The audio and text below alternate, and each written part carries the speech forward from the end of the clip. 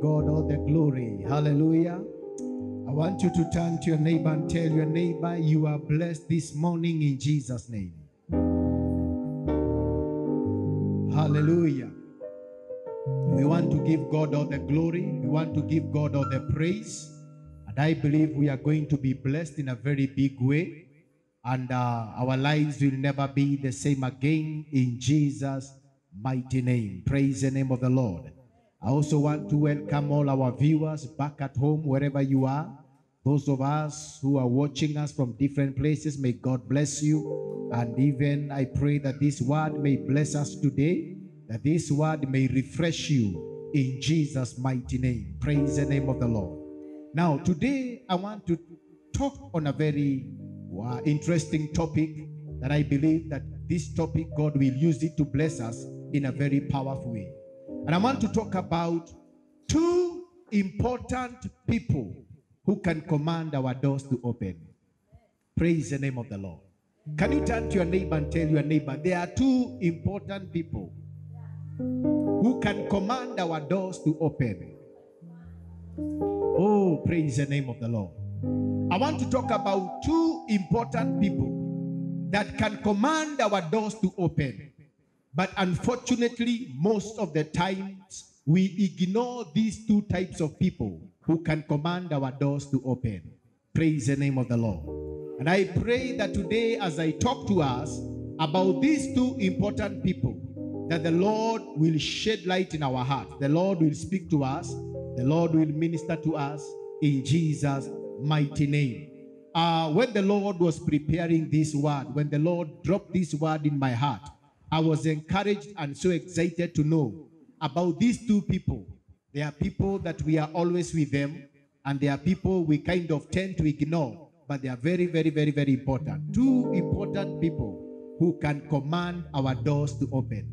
And I want you to remember that the year 2021, this year 2021, our theme for the year is from the book of Revelation chapter 3 verses 8, and it's the year of open doors. And we are trusting that the Lord is going to continue opening great doors for us to the glory and honor of his name. Praise the name of the Lord. Now, there are two important people who can command our doors to open, and these are the people that I want to talk about today. And these two important people, number one, they are our biological parents. They can command our doors to open. And number two, the second person who can command our doors to open are our spiritual parents, or what we call our spiritual covering. These two people can command our doors to open. And I will talk about these two people. First of all, I will talk about our biological parents, and then I will talk about our spiritual parents, or our spiritual covering. Because these are people that we interact with them every day, yet we tend to ignore them. Yet these people, they hold the keys. They can command our doors to open, and we can move into another level, and our lives can totally change in Jesus' mighty name. I want to talk first of all, number one, I want to talk about our biological parents. Somebody say our biological parents. When I talk about our biological parents, all of you know who I'm talking about. I'm talking about your father and mother.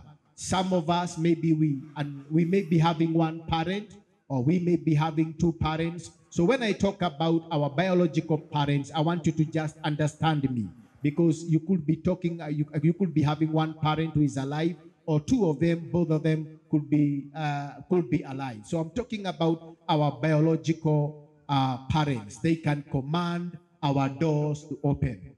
Ladies and gentlemen, brothers and sisters, I want you to know that when the devil wants to weaken a family, when the devil wants to weaken a family or divide them, he will trick members of that family to despise and disrespect the custodians and the carriers of family blessings. I want to say again, when the devil wants to weaken a family, he will trick that family to disrespect those who are the custodians and the carriers of family blessings. And the custodians and the carriers of family blessings are in 4 categories. Number 1, they are our grandparents. Number 2, they are our parents. And number 3, they are firstborns in family. Firstborns in families are very, very, very, very important. Never despise any firstborn in your family. Could it be your brother or your sister? Never despise them. They are very important because there is a blessing that they carry. Now, the 4th people that are custodians and carriers of the blessings are uncles and aunties. But please allow me today to talk about, to major or to shed more light on our biological parents, because they are very important in our lives in Jesus' mighty name. Praise the name of the Lord. Amen. Nobody is ever given the choice of where they were to be born. Nobody is given a choice. I was not given a choice to be born in the family in which I am in today. Who was given a choice to be born in the family where they are in today? Can I see?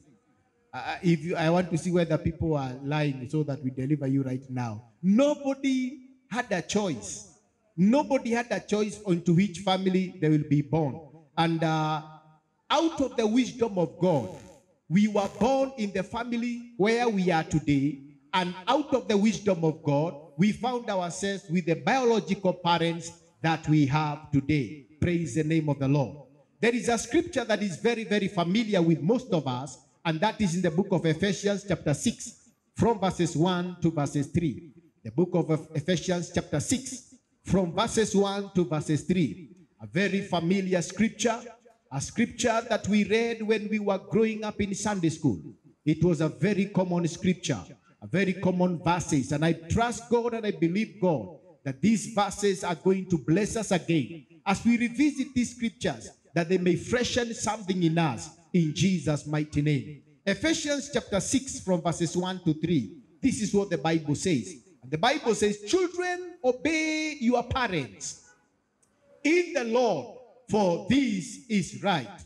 Verses 2 says, honor your father and mother, which is the first commandment with a promise.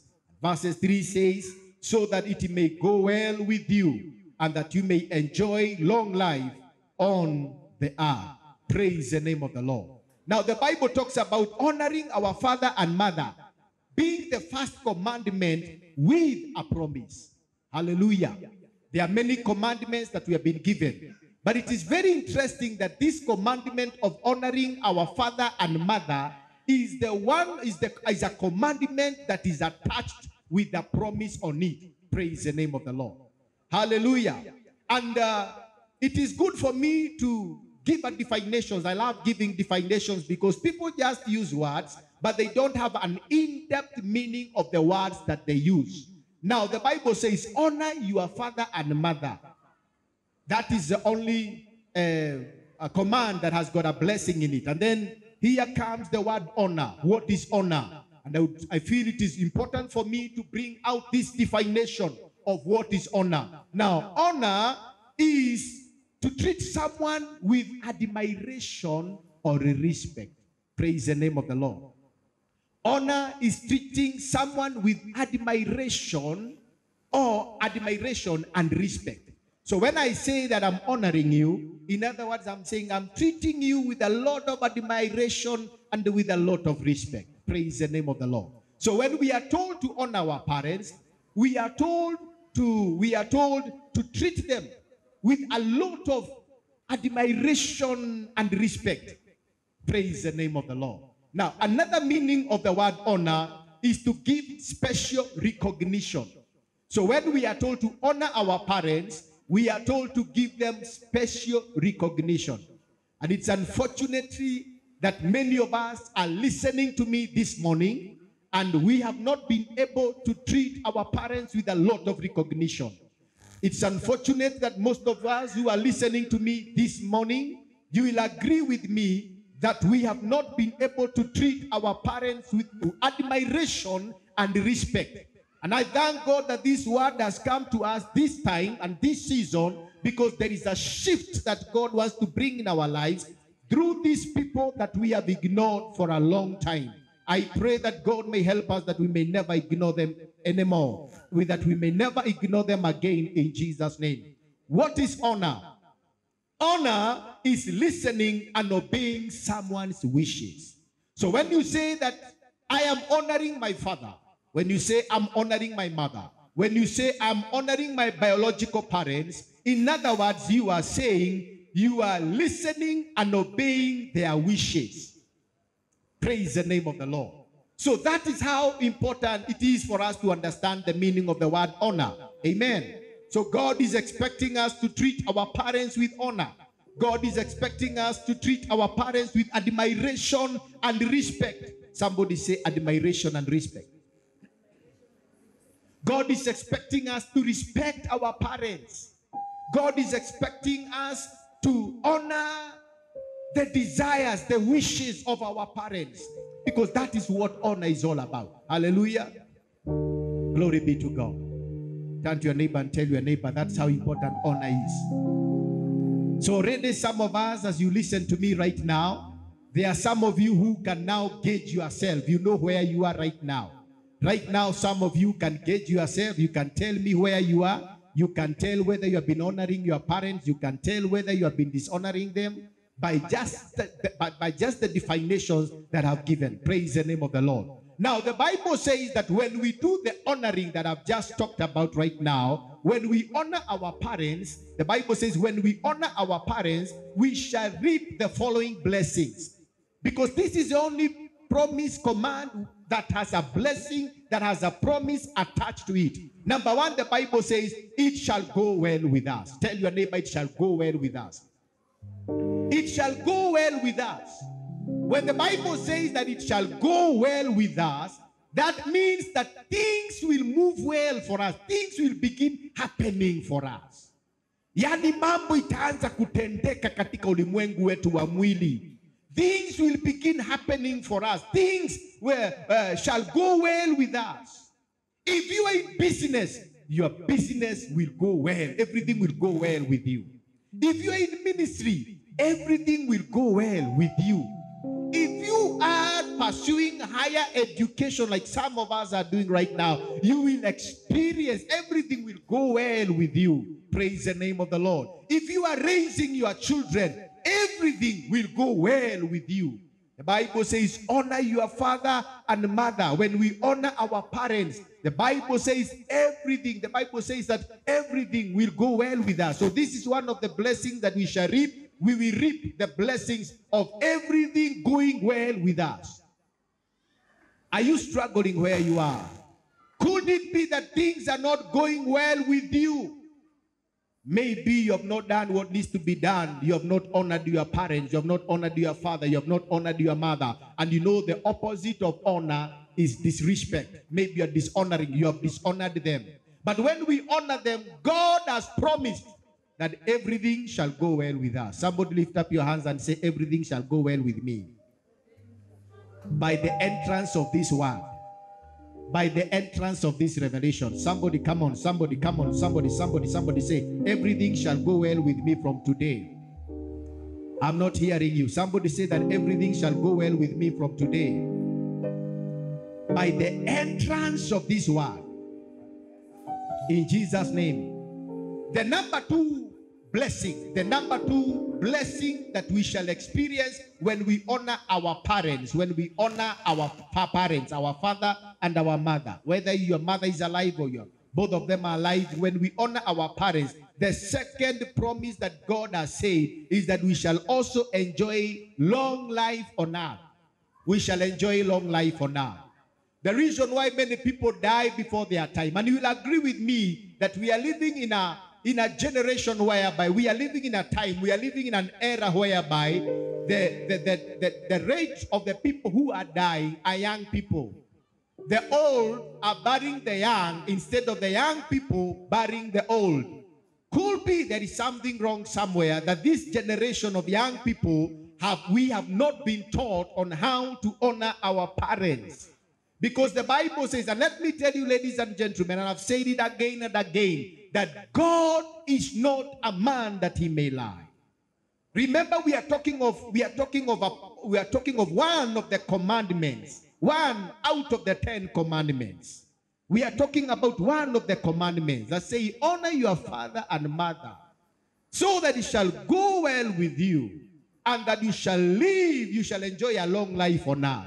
So the reason why many people are dying when they are young is because could be there is a time and a season that they were supposed to sow the seeds of honor, and they did not do that. They did not sow the right seeds.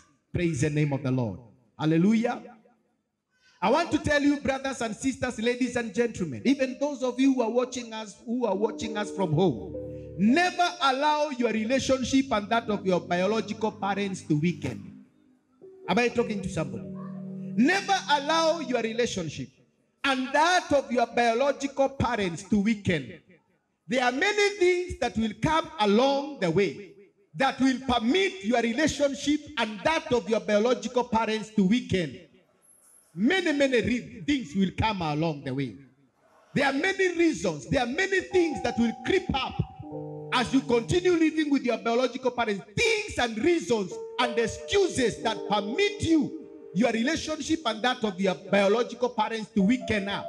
There are many reasons that will come up that you will face on the way. But I want to encourage us today, never, and I repeat again, never allow your relationship and that of your biological parents to weaken in any way, in Jesus' name. Hallelujah. Avoid arguing with your parents, especially if they are of old age. How many of us, your parents are of old age? Now looking at me, my parents are not young. Praise the name of the Lord. Can I see somebody? All of us looking at our age bracket. All of us, our parents are old people. Never argue with your parents, especially when they are of old age. Hello? Never. And I will explain why. In every argument you have with your parents, just allow them to win and not you. You know, there are people who believe they must win every argument. Hello? There are people who believe I must win this argument. Never allow yourself to win an argument between you and your parents. Never. They always say there's a saying that goes, people disagree to do what? They disagree to agree. Never permit at any time, I'm giving you wisdom, my listeners, wherever you are, those of us who are here and those who are watching us, never allow yourself to win an argument between you and your parents. Let them always win. Hello? Let them always win. Become the defeated one. But let them always win, and you shall be blessed in Jesus' name. Praise the name of the Lord. Hallelujah. You see, the more our parents are getting older, and I want you to get this, the more our parents are getting older, the more their reasoning and their understanding must be handled with care. Are you getting me? The more they are getting old, the more our parents, our biological parents are getting older, the more their understanding and their reasoning must be handled with care and understanding. Praise the name of the Lord. It comes a time when parents get old, they don't reason the way you are reasoning. You reason the way you are reasoning because of your age. That time will come, and when your parents, you become the age of your parents, you will begin reasoning differently. Praise the name of the Lord. Amen. There is an importance of valuing, and there is an importance of honoring our biological parents. You know why? Because it is the best values are passed on from one generation to another. The best values are passed on from one generation to another through our biological parents. The best values you can get, the best values you have today, you never received them from the school you went to. Whether you went to the best schools we have in this nation, Alliance Boys High School, Alliance Girls, Kenya High, Mangu Boys, Jiris Boys, wherever you went, the best values that have made you to be who you are, they are passed on from our parents to our children. That's why as parents we must become wise and begin passing down values to our children, because these values are the values that will shape them and they will become what God wants them to become. The values we pass down to our children will shape them in a way that the society will be proud of our children, and the society will say, these children have come from a good background. have come from a good family. Praise the name of the Lord. Amen. I want to feel sorry for those parents that don't know God. You know, there are parents who don't know God. I feel sorry for those parents who don't know God. And if you are listening to me this morning, if you are listening to me and you do not know God, I feel sorry for you. Praise the name of the Lord. Psalms chapter 14 verses 1, it says, only fools says. The book of Psalms chapter 14 verses 1. This is what Psalms chapter 14 verses 1 says. It says, only fools say in their heart, there is no God. If you are a parent and you do not know God, in your heart you are saying there is no God, then the Bible calls you a fool. But the more you know God and the more you find room for God, the more you create more ground for God in your heart, the more you become wise instead of becoming a foolish person. Praise the name of the Lord. Any parent who does not know God, when it comes to blessing their children, what they do, they release air. They release empty air because they have no blessings in them. I pray that we may know God, we may walk with God, we may have a relationship with God, that when it comes to blessing our children, we shall have abundance from within us, that we may speak. The Bible says, out of our bellies shall flow rivers of life-giving water. That our bellies may be full of rivers of life-giving water. That when we open up our mouth to speak into our children, to speak into their lives, to speak into the destinies of our children, we speak life into them instead of speaking empty air. Praise the name of the Lord. Hallelujah. Am I talking to somebody? Glory be to God. Proverbs chapter 13 verses 22. This is what the Bible says. Proverbs 13, 22. It talks about the righteous. I'm talking about the advantage of a parent knowing God right now. At this juncture, this stage, I'm talking about the importance of a parent knowing God. Proverbs 13, 22. Proverbs 13, 22. The Bible says in the book of Proverbs chapter 13 verses 22, a good man leaves an inheritance to his children. If you're a righteous man, and that's why I'm encouraging all of you, that's why I'm encouraging all young men in this church, love God. Because the moment you love God, you shall have wealth to leave for your children. Praise the name of the Lord. Are you listening to me? Men, old and young, in this church, listen to me. If you know God, if you have got righteousness in your heart, remember the Bible says righteousness exalted a nation, but sin is a reproach. The Bible says in Proverbs 13, 22, that a good man, a righteous man, leaves an inheritance to the children of his children. But the wealth of a sinner is stored up for the righteous. If you are a sinner and you are listening to me right now, and you are very wealthy, those of you back at home, if you are very wealthy and you are a sinner, continue working hard because you are gathering your wealth for somebody who is righteous. That is what the Bible says. Proverbs chapter 13 verses 22. That is what the Bible says. That the Bible says that, but the wealth of a sinner is stored up for the righteous. And that's, remember, so the Bible says that the wealth of the wicked shall be transferred to the righteous. Glory be to God. Imagine David spoke in the book of Psalms chapter 37 verses 25. David spoke and said, I'm an old man right now, but I've never seen a righteous man, neither his children begging for bread.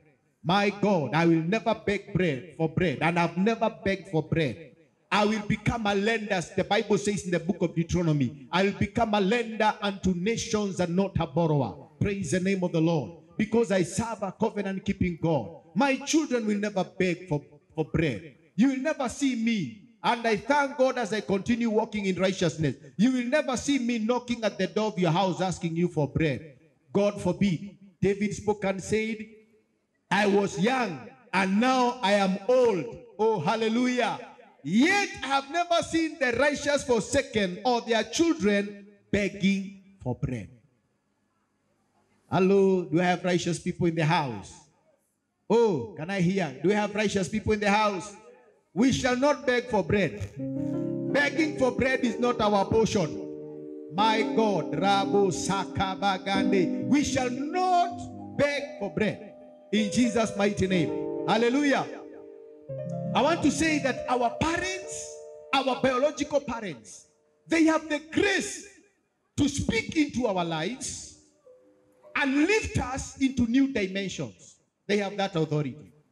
Our parents, our biological parents, they have the grace to speak into our lives and lift us into places of glory, lift us into places of blessings. And at the same time, our parents, they can speak into our lives and bring us into a place of failure and defeat.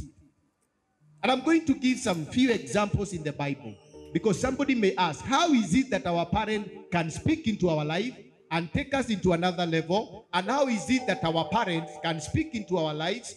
How is it that our parents can speak into our lives and they lift us up?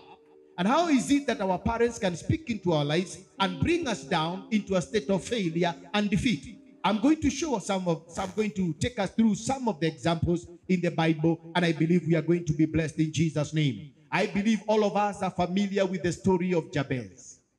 1 Chronicles chapter 4, verses 9 to 10. The book of 1 Chronicles chapter 4. The book of 1 Chronicles chapter 4, verses 9 and 10. All of us are very familiar with the story of Jabez. I may not talk everything about Jabez, but this is what I can say about Jabez from one of the scriptures, from one of the verses in 1 Chronicles 4, 9 and 10.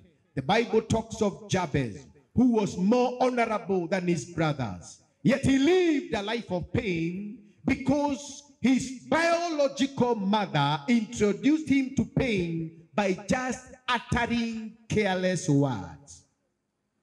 Praise the name of the Lord. Jabez was honored among his brothers, but he lived a life of pain.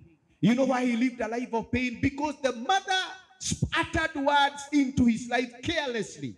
The Bible talks about the mother of Jabez. When she was giving birth to Jabez, she was in a lot of pain.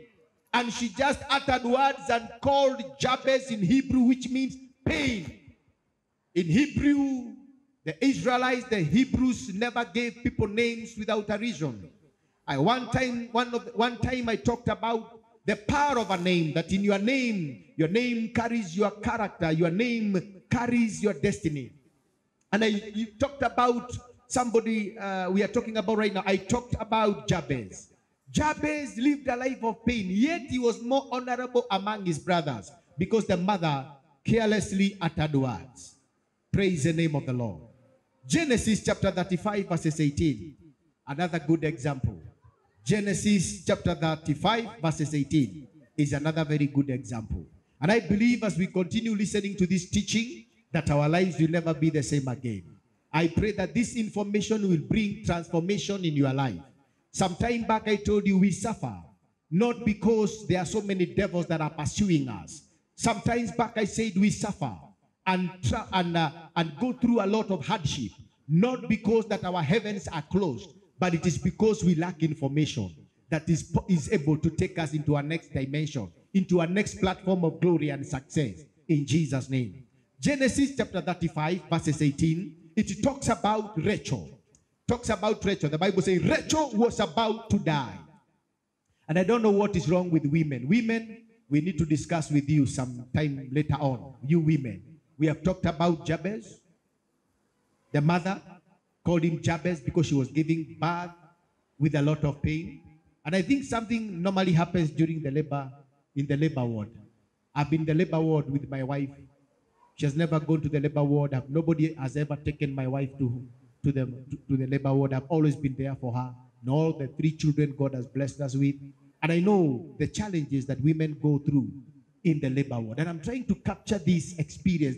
I'm trying to capture this from the memories I've had in the labor wards, where all women are screaming, where all women are behaving funny as if they have some demons troubling them. But it's not demons. It is nature taking place. Somebody say nature taking place. Hallelujah. It is nature taking place. And I believe that is why the mother of Jabez was not careful enough to know that nature was taking place, that was not a reason for her to unleash pain in the son Jabez. You know, the enemy always times when we are weak. And I don't want to deviate from the word today, but let me capture this for us. The enemy always times when we are in a lot of pain. When we are not mentally stable, that's when the enemy strikes. And we become careless. And we speak words. And remember, the Bible says the power of life and death is in the tongue. Be careful when you are emotionally unstable. That's when the enemy strikes. We speak words that the enemy uses to tie up our destinies and the destinies of the people we love so dear and people that are in our lives. Now, back to what the book of Genesis, where we were, Genesis chapter 35, verses 18. Another good example of Rachel. Bible says Rachel was about to die, but with her last breath, she named the baby Benoni. Benoni in Hebrew, which means son of my sorrow. But the baby's father, and that is Jacob, was there. Thank God this time round the father Jacob was there. He spoke, however, his father Jacob called him Benjamin, which means son of my right hand, or son who is fortunate. This time round, Rachel was going through a lot of labor pain, a lot of problems, and she was about to die. She released a curse on the child and called the child Benoni, which means son of my sorrow. But thank God the father was there. The father was there. I think men, we need to be allowed in the labor wards when our women are giving birth. Who will agree with me? Hallelujah. Men, we need to be there. So that when our women are casting our children when they are because of pain, we must be there to reverse what he said. In Jesus' name. Koramashanda. I've spoken something deep there. That when Rachel called the child Benoni, which means son of my sorrow, the baby's father Jacob was there. He said, no, he will not be called Benoni, son of my sorrow. We will call him Benjamin, which means son who is fortunate, or which means son of my right hand. So we also learn that when it comes to our biological parents, it is the fathers who have the power to bless. Hallelujah. It is the fathers who have the power to bless. Amen.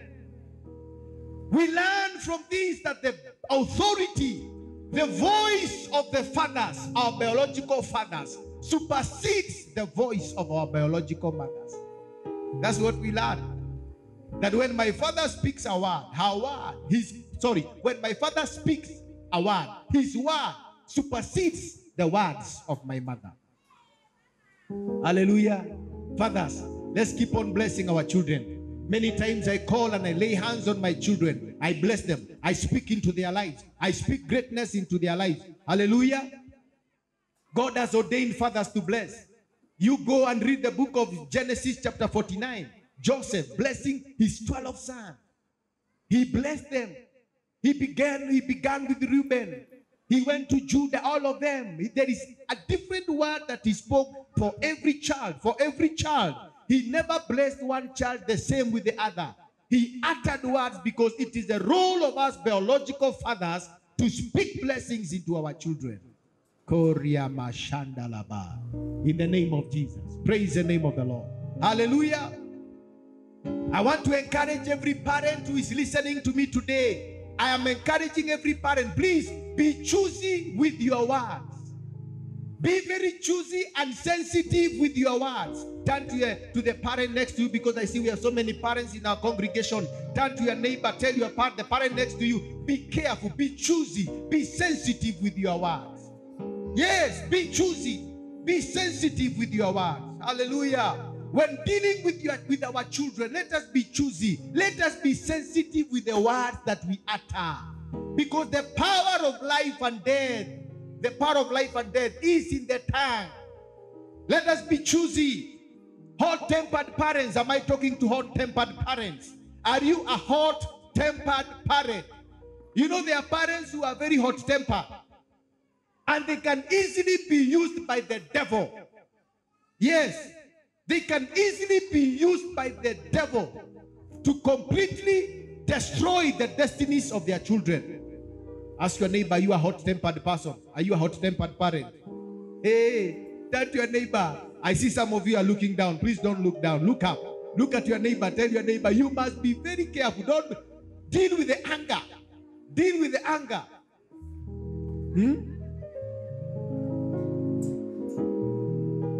Hot-tempered parents can be used by the devil to bring their children, to drag their children into a state of failure and defeat. Kuna wazazi wengine hasira zao zinachemka sana. Some parents are hot-tempered. They look at their children when they are beating them. They call them all names. They call them donkeys. They call them pigs. They call them sheep. They call them goats. They call them toilet. There are some parents who are very hot-tempered. If things never work for you outside there, please don't drag all your anger, all your hot temper. Don't drag all your mess into your home. Please, parents. The Bible says in the book of Ephesians 4:27, the Bible says, don't give the devil a chance. Don't give the devil a chance. Hot-tempered parents, I'm talking to you, I'm addressing right now. Any parent, you know yourself, you can gauge yourself, you can say, I'm a hot-tempered parent. Please, don't give the devil a chance. Ephesians 4:27 says, don't give the devil a chance. Praise the name of the Lord. Hallelujah. Biological parents, they can command our doors to open. The Bible says in the book of Genesis chapter 27 from verses 1 to 4, it talks about Isaac. The book of Genesis chapter 27 from verses 1 to 4, it talks about Isaac, how he demanded a tasty food from his elder son Esau. Hello? Praise the Lord. Isaac knew he was about to die. Age was catching up with Isaac. He was about to die. So he demanded a very tasty food from his elder son Esau. He demanded. He told his son Esau, the big son, cook for me something good, something tasty. When I eat it, I bless you. Praise the name of the Lord. The blessings of our biological parents are heavyweight blessings. Tell your neighbor, the blessings of our biological parents are heavyweight blessings. Amen. I want us to bring into our attention that let us learn to sow seeds. Seeds of love. Sacrificial seeds into our parents. I have seen, and please understand me, and I know it will not go well with me, with most preachers, with most of our spiritual fathers. I have seen people getting a big bull. I've seen men of God getting goats and taking big cows, big bulls and big cows to their spiritual fathers. There's nothing wrong with your spiritual father. I'm going to talk about your spiritual father. I'm going to talk about spiritual fathers in the next few minutes. But before you take a goat, before you take a beautiful goat, a big bull to your spiritual father, first of all, take it to your father. I don't know who told people that some blessings are for free. Not all blessings are for free.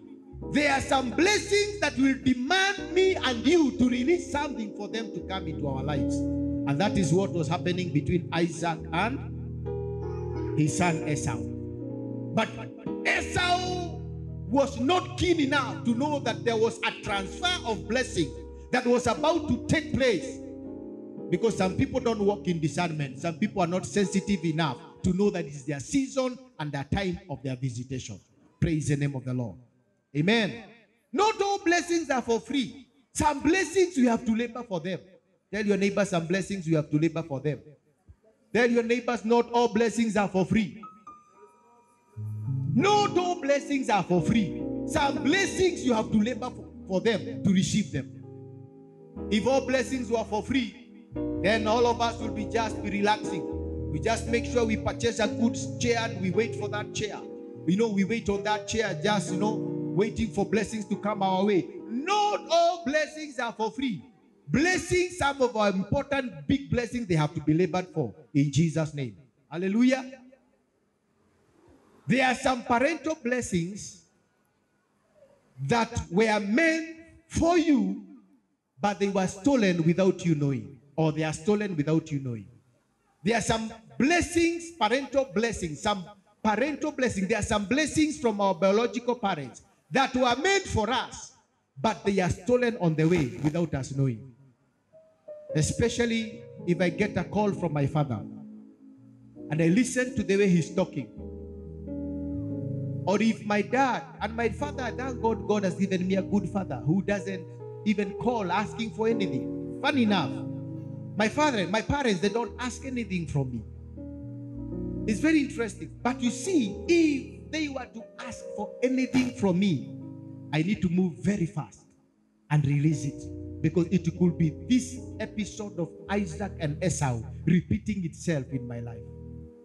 How many of us, and those of us who are listening at me back at home, your parents have frequently, maybe once or in a while, once in a blue moon, asking you, I want something from you, please give me this, that, this to me, can I get this from you? And we dilly-dally, we fail to move at the speed, at the pace at which Jacob moved with to get the blessing from his brother Esau. How many of us have lost those blessings just because of being careless? Ask your neighbor, could it be there's a time your parent asked you for something and you never gave them? Look at your neighbor, ask your neighbor. I can see, I can look at your faces, I can tell this word is getting direct into our hearts. And I thank God for this word. I thank God. Ask your neighbor, could it be there's a time you got a call from you got a phone call from your parent and he was asking for something or demanding for something, and you are not sensitive enough to know that this could be a time of your visitation? Ask your neighbor. Hallelujah. And finally, the Bible says Isaac blessed Jacob with all the blessings. And as Esau came back later on and asked, here I am, said, bless me. He said, no, I cannot bless you. I have nothing left. Every blessing I had, I have released it on your brother Jacob. Praise the name of the Lord. Today when we read the Bible, we hear of the God of, we hear of the God of Abraham, God of good, God of Isaac, and God of, and Jacob. Yes, God of Jacob. We hear of God of Abraham, the God of Abraham, Isaac, and Jacob. And Jacob was the second born. Actually, it should be the God of Abraham, Isaac, and Esau. But because Esau missed out on what God wanted to do in his life. Some of you think that all blessings are for free. Whoever deceived you, all blessings are for free. I'm bringing a new understanding on your life now. In Jesus' name. Praise the name of the Lord. And that's why if my parent was to demand anything from me, and if maybe he or she was to demand money from me, I better go get a loan if I don't have money. And make sure I fulfill the desire of my biological parent. Because these things are written in the Bible for us to learn from them and understand. Amen. There are some of us who keep on saying, Zina, I don't have money. I don't have money. Some of us keep on saying we don't have money. Some of you don't, your parents don't get anything from you and they are alive. Look at your neighbor and tell your neighbor, God is speaking to us today. Tell your neighbor, God is speaking to us today. In Jesus' name. Number 2, I want to talk about the second person who can command our doors to open. So I believe that we have understood, number 1, our biological parents are very important. They can command doors to open for us. Our biological parents. Amen. So can we think of our biological parents once again from today? Can we consider them? Can we take care of them? Amen. Thank you, Jesus. Can we think of them? My dear wife, can we think of our biological parents? Can we consider them? Hallelujah. Kimanzi, can we think of our biological parents? Mureithi, can we start thinking again of our biological parents? Dada Jane, you are blessed. Right now they are old. Looking at your age and looking at your, can we think of them? Yes, let us think of our biological parents in Jesus' name. Number 2, I want to talk about our spiritual parents. Our spiritual parents. I want to talk about our spiritual parents. When I'm talking about our spiritual parents, I'm also talking about spiritual covering. Our spiritual parents are our spiritual covering. That's how important our spiritual parents are, because they are also our spiritual covering. Now, I want you to know very well that, as I've said when I began, we cannot choose who is to be our biological parents. But we have no choice. It is God who gives us our biological parents out of his own wisdom, praise the name of the Lord. Out of his own wisdom, God gives us biological parents. But for spiritual parents, we can choose them for ourselves. You have the right to choose who will be your spiritual parent. Praise the name of the Lord. We are free to choose who can be. You are free to choose who can be your spiritual parent.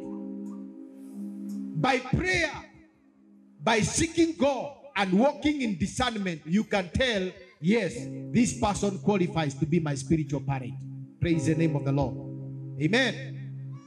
There is somebody who had the discernment and he was able to know who will be his spiritual parent, and that person is Elisha. Very interesting about Elisha. The Bible talks about Elisha in the book of 1 Kings. 1 Kings chapter 19. 1 Kings chapter 19 from verses 19 to 21.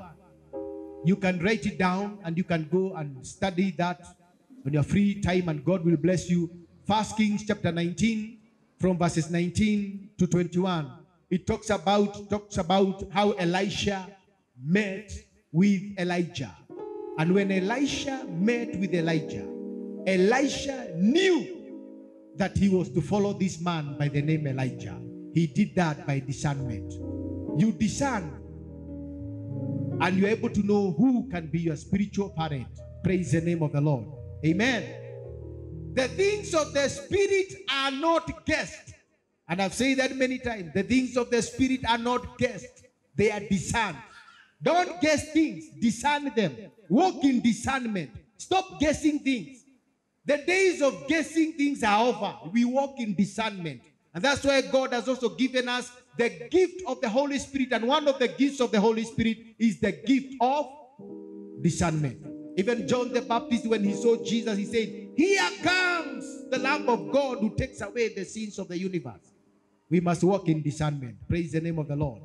1 Corinthians chapter 4 verses 15. I'm going to read for us a very interesting passage, a very interesting scripture that was written down, that was given, that was spoken by Apostle Paul.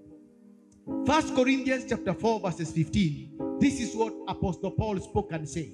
He spoke and said, even if you had 10,000 guardians in Christ, you do not have many fathers. For in Christ Jesus, I became your father through the gospel. Apostle Paul spoke about us having so many. He said, you may have many guardians. You may have many mentors. You may have many instructors. But I have become your spiritual father in the Lord. Praise the name of the Lord. You must have a father. You must have a place whereby you have a father. And I'm talking about a father. I'm talking about spiritual parents who can command your doors to open, because they are not just ordinary people. They are people who can command your doors to open in Jesus' mighty name. Hallelujah. You see, it was not in the plan of God for us to walk alone. It was not in the plan of God for us to walk alone. Ladies and gentlemen, brothers and sisters, even those of us who are watching us from back at home, it was not in the plan of God for us to walk alone in this journey of life and in this journey of faith. It was not in the plan of God for us to walk alone. Even Jesus Christ never walked alone. He walked with the Father. And every time, many times, Jesus is quoted in the scripture saying, I do what I hear my Father. I do what I see my Father do. I say what I hear my Father say. It was not in the plan of God for us to walk this journey of life and this journey of faith alone. Praise the name of the Lord. And that is why I feel bad when we have people in this church who are born again, who are still young in salvation, and you want to walk alone. We want to walk with you, but you want to walk alone. When you push us away, when you push us out of your life, in other words, you are saying, I want to walk alone. And when you walk alone, it becomes dangerous for you, because your enemies will be strong against you. Praise the name of the Lord. Hallelujah. I want to say, ladies and gentlemen, that our spiritual parents, our spiritual covering, are able to command our doors to open in Jesus' name. When we have a genuine spiritual parents, when we have a genuine spiritual father, when we have a genuine spiritual father or mother, They change our influence and our spiritual experience. They change our influence and they change our spiritual experience. Your influence will change. Your spiritual influence will change. Your spiritual experience will change when God puts you under a spiritual parent, under spiritual parents. Praise the name of the Lord. Amen.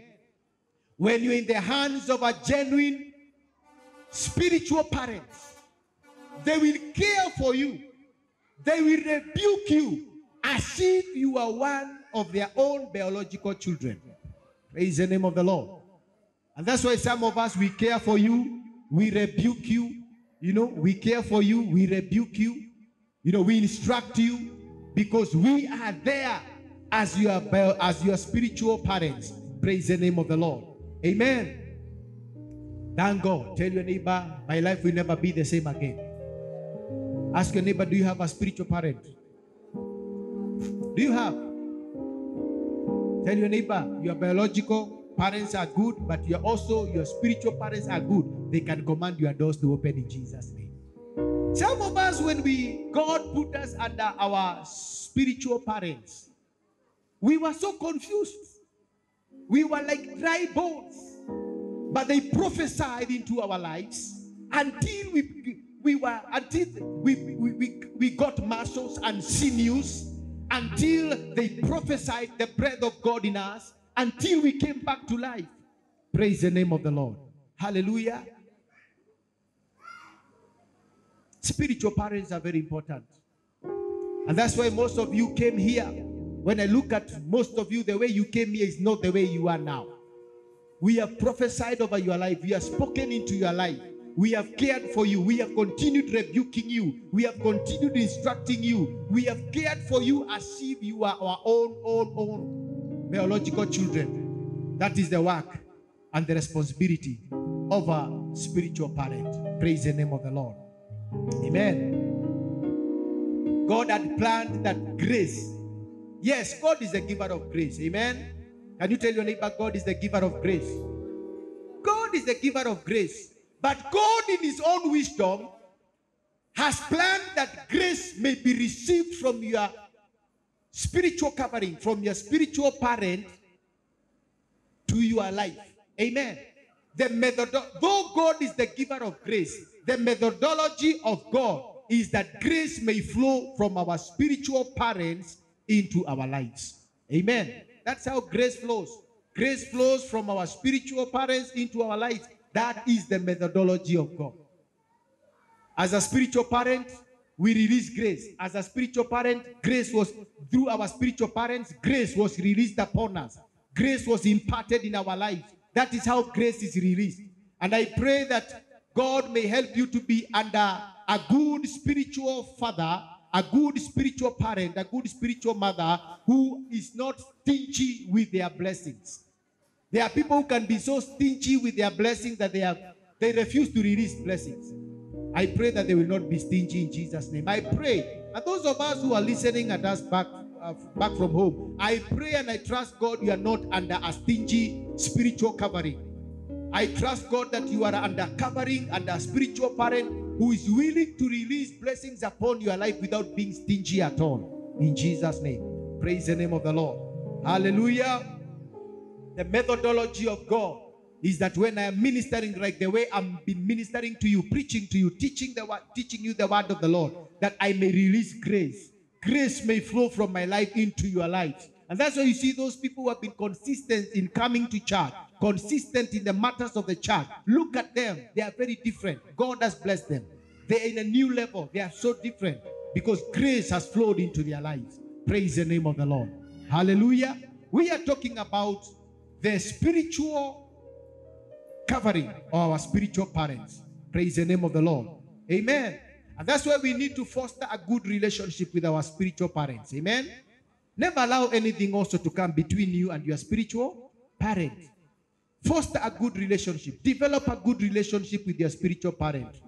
Because they're the second most powerful people who can command your doors to open.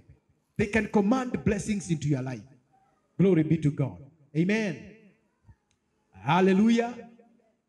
Tell the neighbor next to you that the second most important person who can command your doors to open is your spiritual parent. Hallelujah. The spiritual parent is very, very important. Apostle Paul one time spoke and said, in the book of 2 Corinthians chapter 6 verses 10. And he spoke and said, we may look poor, but we have made many people rich. We may look poor, but we have made many people rich. We look poor, yet we have made many people rich. You may look at your spiritual parent. You may look at your spiritual covering. They may look poor and you are rich, but they have made you rich. Never forget that. They have made you rich. They have the power to make you rich. Praise the name of the Lord. Hallelujah. Glory be to God. And that's why we have continued prophesying over your lives, commanding your doors to open. Because I know I have what it takes to command your doors to open. In Jesus' mighty name. Amen. Glory be to God. Amen. And that's why sometimes I even call some of you and I just speak into your life. I write messages that are powerful, that come and push you into your next level. Because I know grace can be released through even the social media that is there. I prophesy words. I write, so sometimes I write WhatsApp messages to you. I write even SMSs. I even call you. And even some of you, when we are together in the office, I'm able to speak into your lives. And your life will never be the same again, because I am commanding grace in your life. I'm commanding your doors to open in Jesus' mighty name. Amen. And never allow anyone to come between you and your spiritual parent. Never allow anybody to come between your spiritual parent. Never allow anybody to come between you and your spiritual covering. Because there are people who will try to come. For example, there are people who will try to come between me and you as my church member.